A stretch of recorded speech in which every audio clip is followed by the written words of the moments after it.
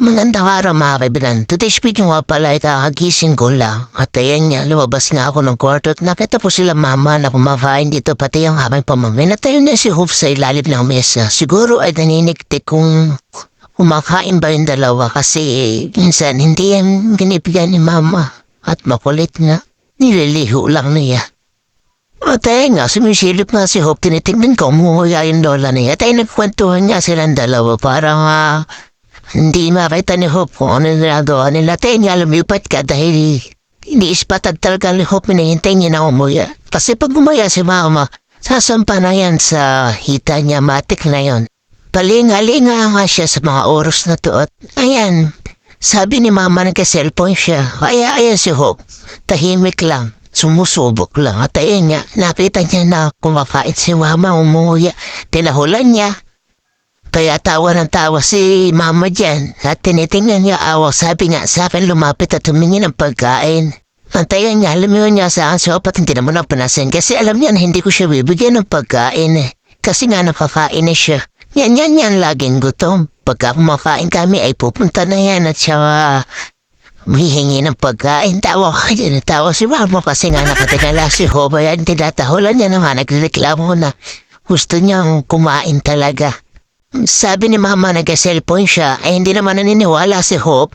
Ang alam ni Hope talagang kumakain siya. Nililibang nga lang nila para nga hindi sila sampahan na tayo niya lumipat kay Pao. Alam na kumakain sila. Kaya ayan, kung saan siya nagsusuot, ayan na nga, nahuli na niya si mama kumakain kaya sumampa na. Hindi mo talaga pwedeng lokohin si Hope dahil napakatalino ng aso na yan. Basta pagkain, ay nako, sigurado hindi yan papatinan. Gagawa ng paraan para bigyan mo. Makulit talaga yan, natayin niya si mama. Wari uminom lang ng tubig. At sinundan na naman ni Hope dito sa kusina. May patingin-tingin ba si Hope na nalalaman kay mama. Akala naman niya talaga bibigyan siya. At mamaya-maya nga ay kinakausap ni mama. Hindi daw siya umakain, umiinom lang daw. At ayan na nga, kinamot pa ni Hope yung nangangati kay mama na part. At ayan nga si Hope, sumampa na kay mama, nangihingi na naman ng pagkain, tako-tako. Talaga ng Hope na yan, kahit ilang beses pagkainin niya, naku po pag may nakitang kumakain. Bida na naman siya, gusto niya siya rin kumakain, kahit na lagi namin siya kasabay kumain eh. Hindi pa rin yan, titinang pagkaubos na yung kanya eh. Sa amin naman manggugulo at manghihingi. Ayan nga, pinapatakam nga ni mama si Hope at ayan, galit-galit ka. Gusto talaga niyang kumain at tatawalan talaga ako kayo. Patayan niya, pinakita ni mama, walang naman. Oo, tinitingnan pa niya si mama, tinatahulan at hindi na iniwala. Gusto niya talaga kumain. Oo, yan.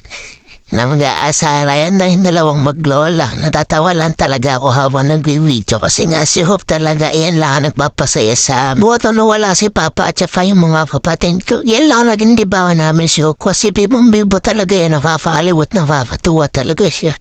So paano ba yan? Hanggang dito na lang. Next time na lang ulit. Bye!